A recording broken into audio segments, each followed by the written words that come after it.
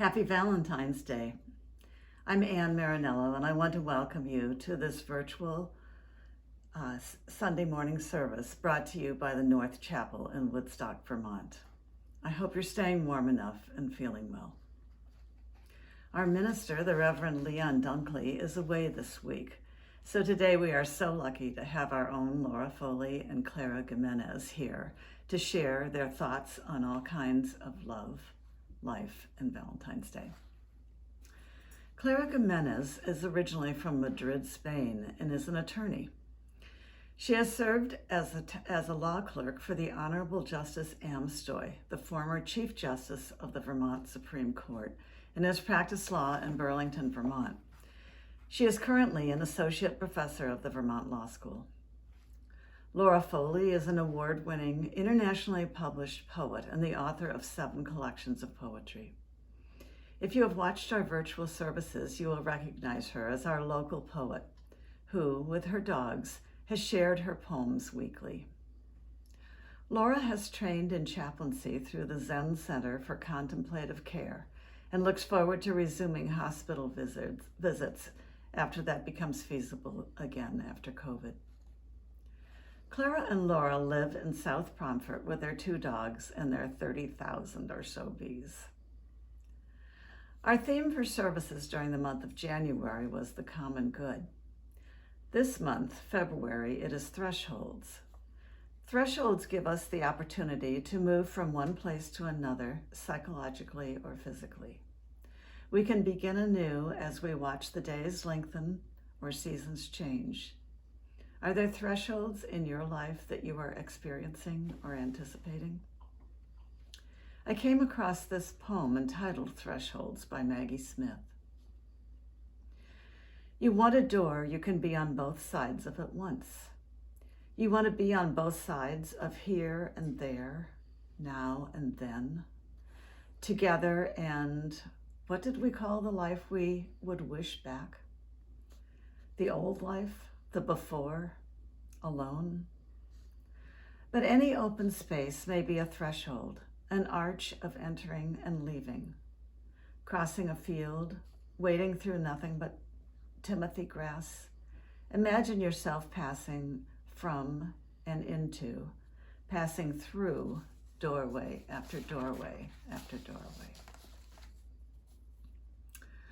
I have just 3 reminders. We have an auction coming up to help support the church, and today is the last day for submissions. If you have talents or treasures you would like to offer, please contact Ann Dean, who is listed in the phone book. Also, there's a virtual coffee hour today, Sunday, from 11 to 11:30, which can be accessed from the church website. And the Amazing Grays, a group that gathers monthly to discuss issues of aging, are meeting from 11:30 to 1 today.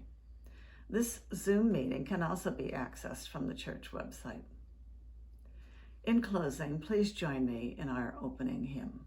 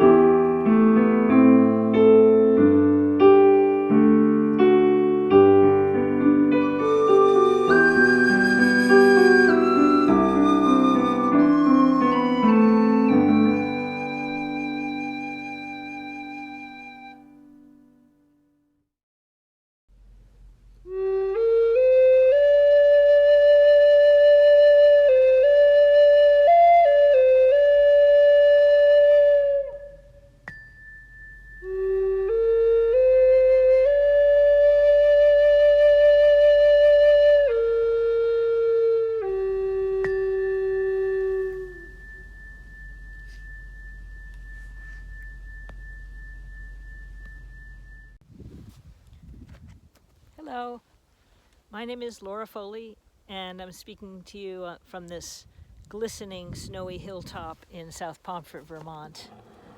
Just give you an idea of the view.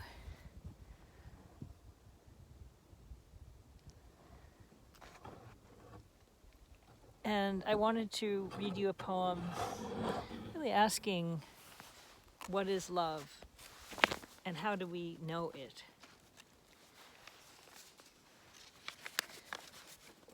It's called To See It.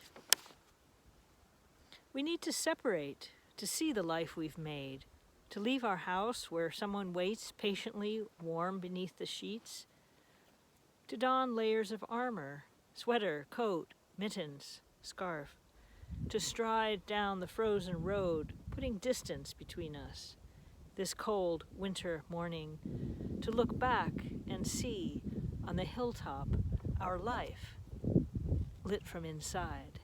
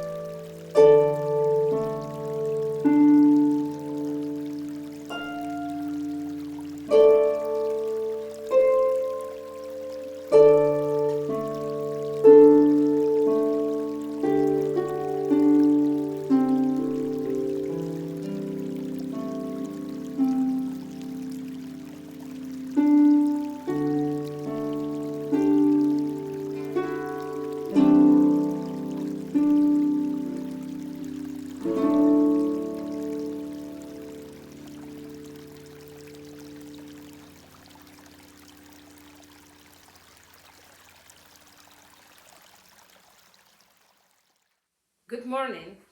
I am Clara Jimenez and I am here with my wife Hello, I'm Laura Foley. on this Valentine's Day of 2021.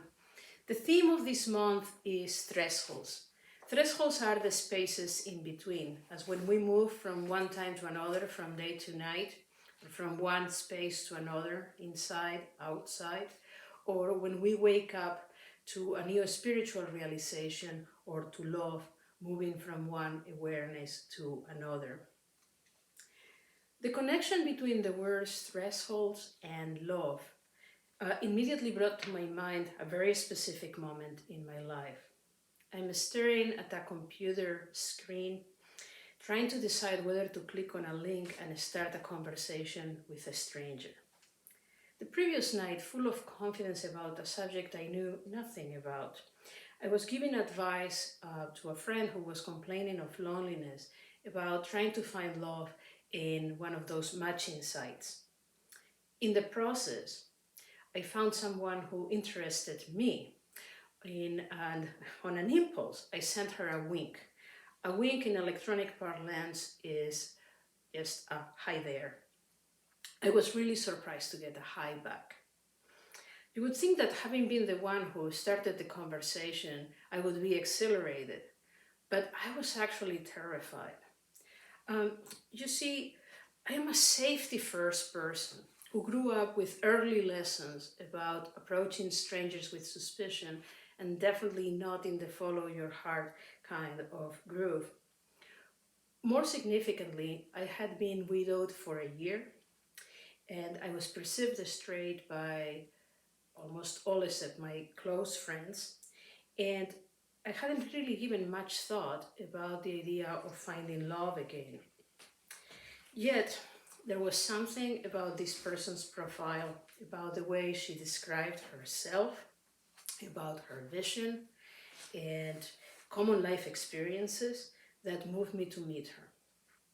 So I dared to click on the link. Sometimes crossing a threshold requires a huge leap. Sometimes it just requires a click, but in any event, always requires courage. Finding love is, of course, one of the greatest rewards of stepping out of your comfort zone and with curiosity, open to adventure and open to vulnerability. The something. Time to notice drops of dew on every fallen leaf, to draw a finger through the tiny pools of light, to watch a body's shadow casting backward on the leaves, to feel the sun's surprising heat this late October day. Time to feel the veil of something, the something that exists between me and her, invisibly pulling, as I sit in sunlight waiting for a single leaf to drop and catch it mid-flight. I can feel her texting, "Please bring mushrooms. I want to make a soup for you." Under the autumn sun, man and woman join to make one flesh. The guy I thought my friend informs me, "So how can you be married?" I want to say something in response, but he turns ashen and walks away, his mournful words diminuendoing, "I guess this is the modern world." I remember it a week after our marriage when my wife approaches me, holding chard against her breast in this peaceful autumn sun. Though we know soon the ravages of a hurricane will scour us with hail and rain. She's been harvesting chard, tomatoes, onions, a host of potatoes. She raised from soil I helped make, from compost we grew all winter.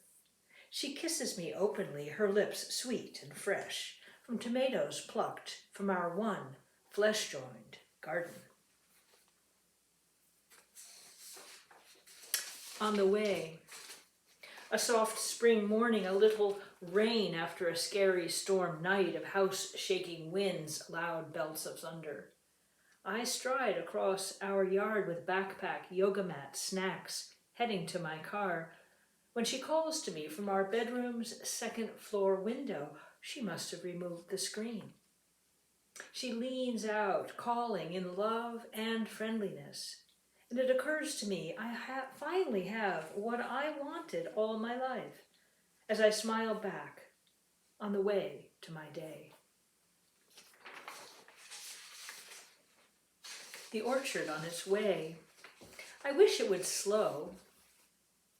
Not the train, but the ponies shivering in a rain-soaked pasture, 100 geese fluttering in a soggy field, the eagle's wild mating dance we saw this morning from a Vermont station. Not the train, but the passing into memory. I want it all to last. The chimney falling back to bricks, the orchard on its way to bud, the kiss you gave me 20 miles back.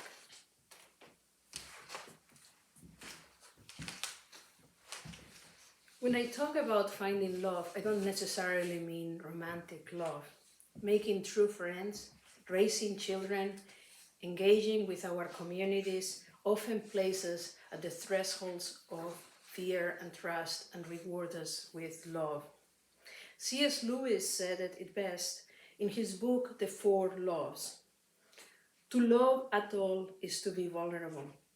Love anything and your heart will be wrung and possibly broken. If you want to make sure of keeping it intact, you must give it to no one, not even an animal. Wrap it carefully with hobbies and little luxuries. Avoid all entanglements. Lock it up safe in the casket or coffin of your selfishness. But in that casket, safe, dark, motionless, airless, it will change. It will not be broken, it will become unbreakable. To love is to be vulnerable. I think it's important to remember the value of all loving relationships on this day. Valentine's Day is, for many, a fraught day to talk about love. I do understand the ambivalence, if not plain dislike, expressed by many. I have had my share of crummy Valentine's Days.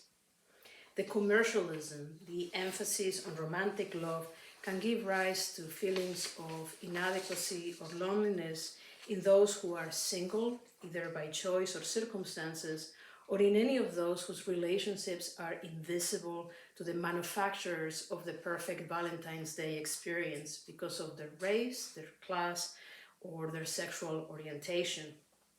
So how can we make this day about love in the widest sense of the world?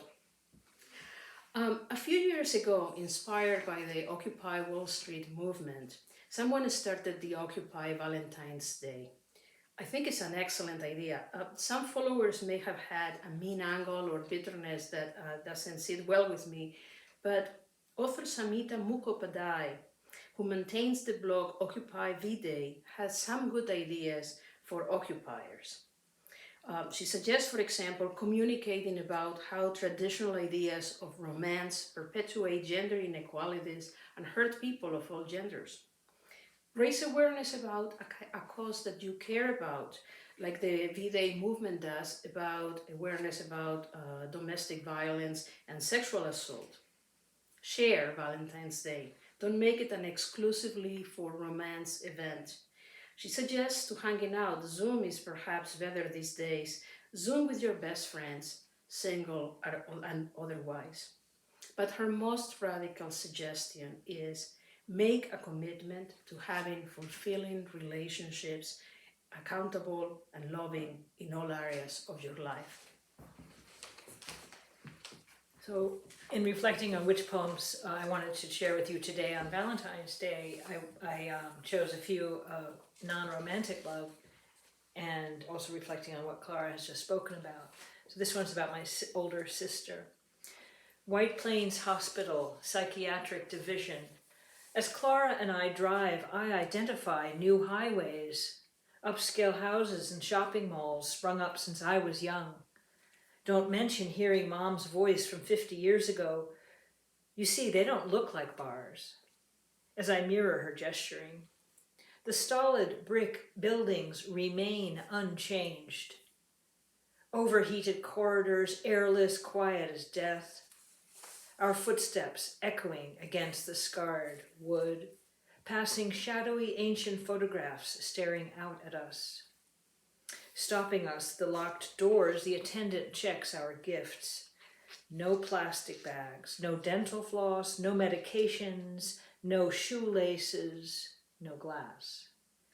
Inside, a middle-aged woman slumps in her wheelchair as an older man complains, to no one in particular. When we reach her room, I mourn how gaunt she's become. But she rises eagerly to greet us, showing us from her window the labyrinth where she walks, with a group of patients in attendance, anathema to the teen still in me. But when we leave, she pats me on the back obsessively and gently, as if I needed comforting, my oldest sister looking out for me. This one reflects on my daughter. Alternative reading.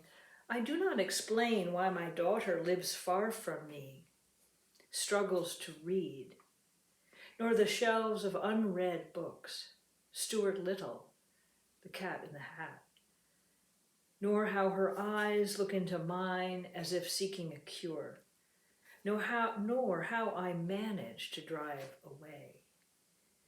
I don't say how she makes my bed when I visit her on the farm, nor how she places my favorite chocolate on my pillow to find when I'm ready. This next one is about a woman who was very dear to me when I was growing up, and she was my nanny, and her name was, I called her Mrs. D. Lighthouse.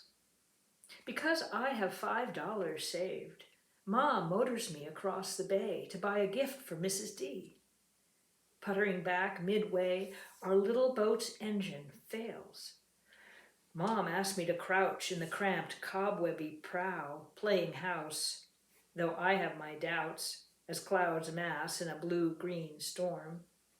When at last she coaxes the choked engine back to life, we motor slowly through the heaving sea to where Mrs. D awaits us, in the rain, waving from shore, her white and blue uniform bright as lighthouse paint, her face radiant as its guiding light. And this poem, the last of this sequence, reflects on being a grandmother. The gift. Small step by small step over the icy bits, we descend to the harbor. She likes to walk the steep plank down to the floating dock, close to frozen sheets of ocean water. Likes the big boats, plastic wrapped for winter, wheeling seagulls, loons plunging into the depths. Likes to say her name to anyone who asks, and her age articulating 2.5. Now I sit alone in a coffee shop as snowflakes weep from the sky, but feel her mittened hand in mine, a warmth I will carry the long way home.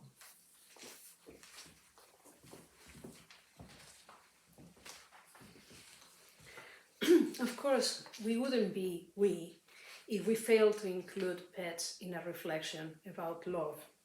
I know the North Chapel includes many dogs, cats, ponies, birds, and even a chinchilla. Do our pets love us? Do my dogs love me, or do they just see me as a gigantic pets dispenser that produces food and treats? It's a good question, but frankly, I care more about why I love dogs. Beyond the fluffiness, there is something intense and deep in our friendship with animals. They have a lot to teach us about love and trust. For me, my friendship with my dogs allows me to display joy and playfulness in a way that my usual self-contained persona does not feel comfortable revealing to other eyes. They are also excellent teachers. I know a dog trainer, someone who I consider a mentor and an inspiration, who has dedicated her life at rehabilitating dogs that cannot be safely placed or adopted. Right now, among her wards, there are 3 quasi-feral dogs, mistrustful to the point of entering their crates backwards, so as to not, to keep their eyes and their teeth on the handler.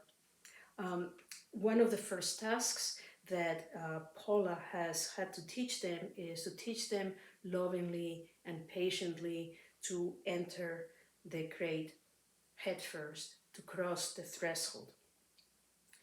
I have seen the profound difference that this type of work does and has an impact on dogs. They take them from fear to finding freedom, friendship, and perhaps a loving family. But I have also understood the profound effect that this work has on the humans, learning to listen, empathizing, learning to lead from a position of love. It's no wonder that some religious orders like the monks of New Skid consider their work with dogs a spiritual practice. Our pets teach us about connections with the natural world, and they also open windows into our hearts. So, I know not everyone has dogs, not everyone has cats. This poem is about a butterfly that became our pet. And his name was a he, and his name was Octubre. If you saw me driving in this pelting rain, you'd never guess my errand. To buy lilies for my butterfly. He'll savor the aroma of flowers this cold November day, since wild blooms have faded into memory, if he has one. Octubre lives in a screened-in cage, because I couldn't let him out in last week's snow, could I? He seems content, his feet sticky against the screen, pleased to drink when I uncurl his proboscis with a toothpick, dip it in honey water while he sucks through his trunk-like tongue. I say he because he has 2 spots like eyes on either side of his wings that mean boy. Good for our family of 2 lesbians, 2 bitches, a shepherd and a lab, and 30,000 girl bees who spent the whole autumn dragging the hairy drones out of the hive, killing them, dumping the corpses in a heap underneath. I'm just saying, it's good to have some masculine energy present, even if it's just one monarch who hangs upside down all day and sometimes flutters his gorgeous wings. And finally, one last poem. This is from last winter, about a year ago. As my wife sleeps, though a brisk windless day, 2 feet of fresh snow, sky a hard shell of bright azure blue, the winter sun casts a warm light along the couch and blanket, covering her sleeping form, caressing her left ear and temple, so aptly named, as so many pray for her.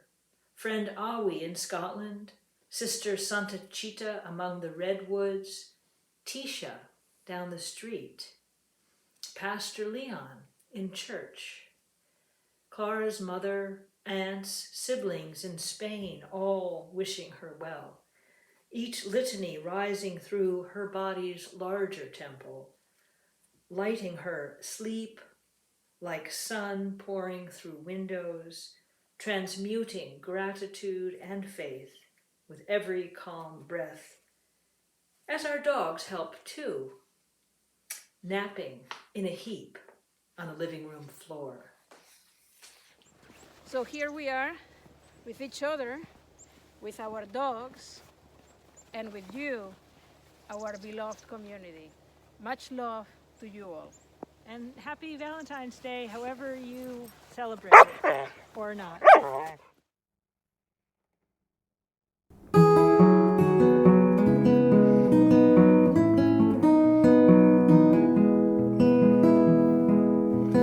Good friends gather round, there's something we would say. What brings us together here blesses us today.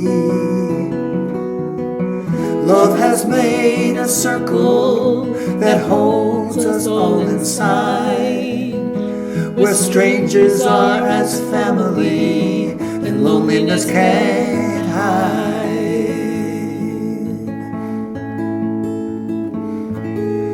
When we give ourselves to love, and love is what we're after, open up our hearts to the tears and laughter. When we give ourselves to love, give ourselves to love.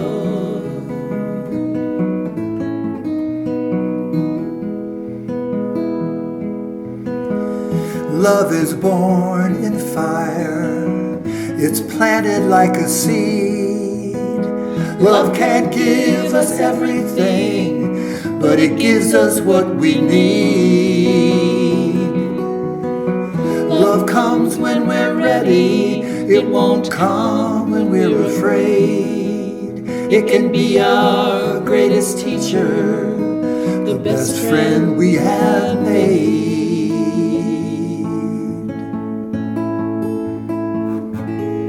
When we give ourselves to love, and love is what we're after, open up our hearts to the tears and laughter. When we give ourselves to love, give ourselves to love.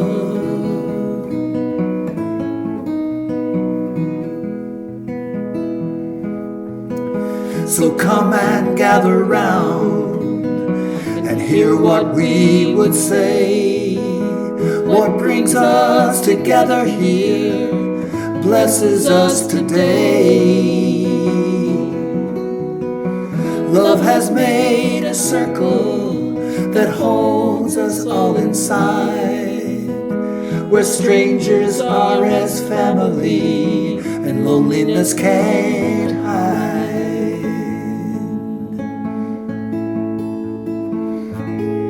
When we give ourselves to love, and love is what we're after, open up our hearts to the tears and laughter. When we give ourselves to love, give ourselves to love,